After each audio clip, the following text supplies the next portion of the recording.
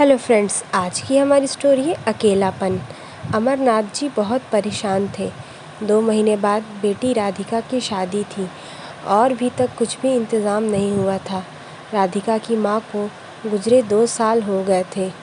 तब से अमरनाथ जी अपने आप को बहुत लाचार और अकेला महसूस करते थे। उनका एक बेटा भी था, कुणाल, जिसकी शादी अमरनाथ जी ने 4 साल पहले ही की थी। शादी का सारा काम कब निपट गया ये अमरनाथ जी को भी पता नहीं लगा।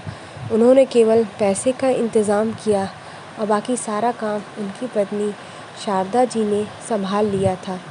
सपना को बहू के रूप में पाकर राधिका की माँ बहुत खुश थी, लेकिन समय बदला और कुणाल और सपना का व्यवहार पूरे घर से बदल गया। दोनों अपने आप में मस्त रहते थे। 2 साल पहले कैंसर से जूझते हुए शारदा जी ने अंतिम सांस ली। उससे 2 दिन पहले उन्होंने अपने पति से कहा, देखो, मैं अब जा रही हूँ, मुझे माफ़ कर देना।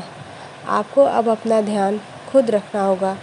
बेटी की शादी की जिम्मेदारी आपके ऊपर है।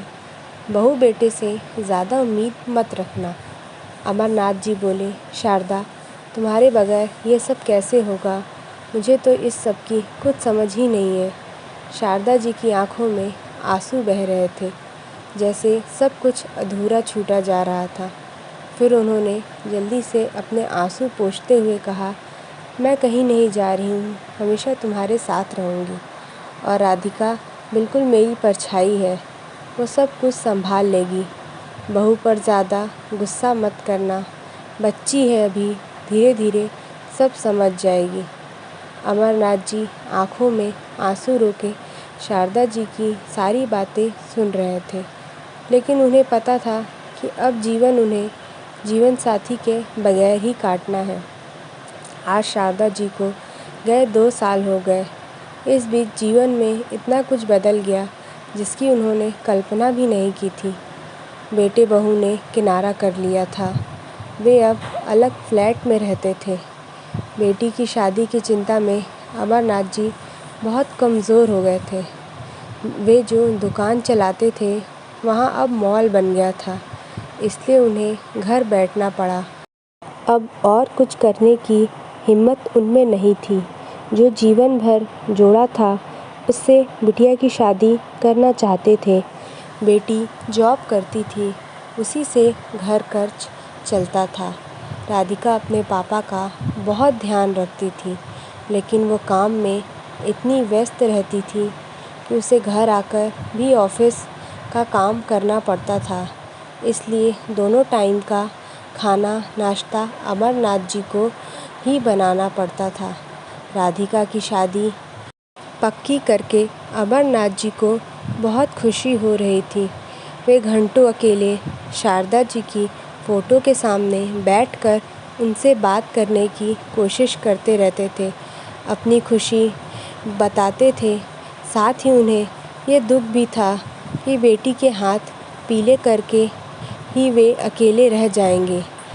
एक दिन अमरनाथ जी सुबह जल्दी ही घर से निकलने लगे तो राधिका ने टोका, पापा, इतनी सुबह कहाँ जा रहे हैं?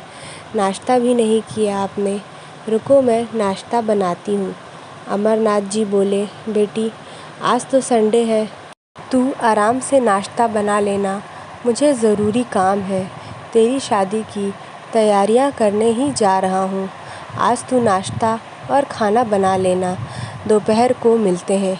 अमरनाथ जी ये कहकर जल्दी से निकल गए। राधिका वापस सोने चली गई।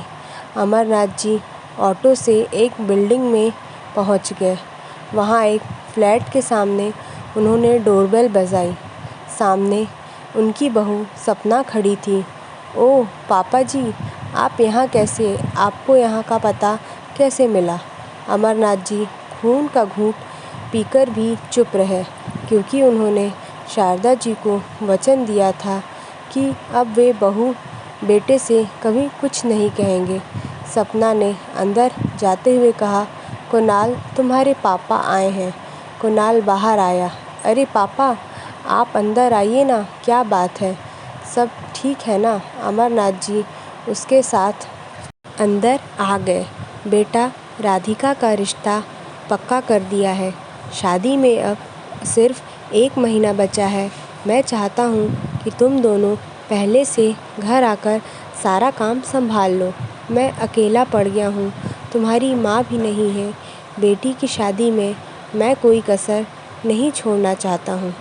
इससे पहले कि कुणाल कुछ बोलता, सपना बोली, देखिए पापा, हमसे कोई उम्मीद मत रखिए। मुझे पता है आप पैसों के लिए यहाँ आए हैं। इस फ्लैट को देखिए, इसकी ईएमआई में कुणाल की आधी सैलरी चली जाती है।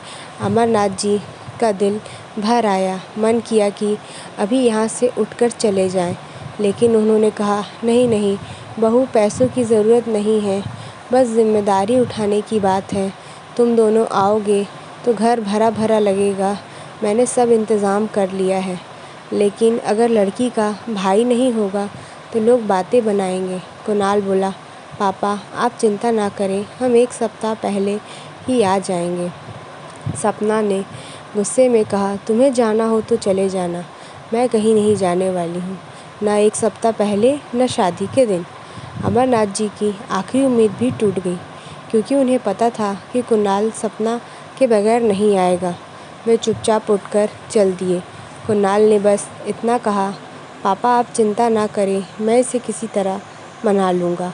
अमरनाथ जी बिना कुछ बोले अपने घर की ओर चल दिए।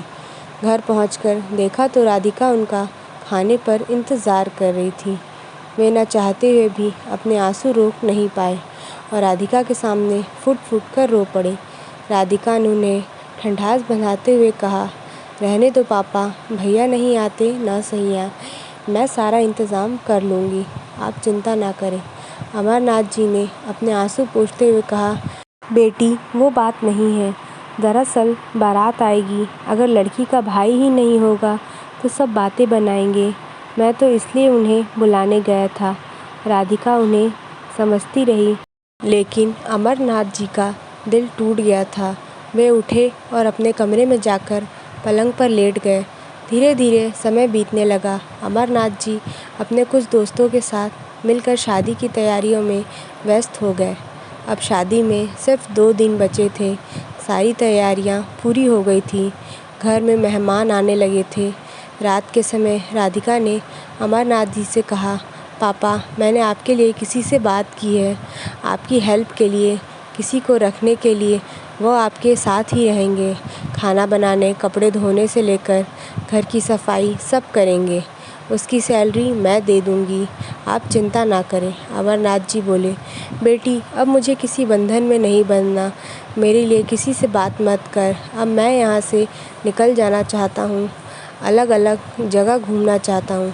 राधिका ने कहा, ठीक है पापा, आपको जहाँ भी जाना हो मुझे बता देना, मैं आपकी टिकट, होटल सब बुक कर दूँगी। अमरनाथ जी कुछ नहीं बोले। शादी वाले दिन कुणाल और सपना दोनों आए। अमरनाथ जी के पैर छुए तो उन्होंने फीकी मुस्कुराहट से उनका स्वागत किया। राधिका स्टेज पर बैठी थी।